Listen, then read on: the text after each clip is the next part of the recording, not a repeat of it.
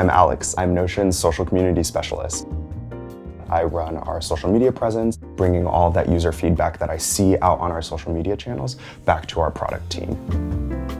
Our marketing is really rooted in helping users discover the value that's inherently there in the product.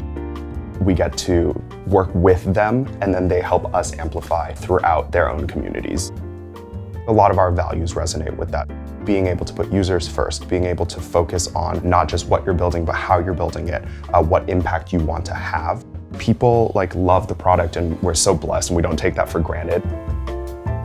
We are a technology company, but I think we view technology as a human tool. Our team is growing fast, and so there are tons of different niches where we need more hands on deck. Right after my onboarding finished, my onboarding partner was asking me hey, what feedback do you have? I put together a page and I was I think these things could be improved. And after I met with her, she was cool, let's implement it. Not only are we going to do it, but you're gonna play a part in helping to push these changes out to the rest of the company. That's a really gratifying feeling. How do we empower more people to be tool makers? That goes for our own team. And so I think when it comes to creativity, that's imbued in almost everything that we do.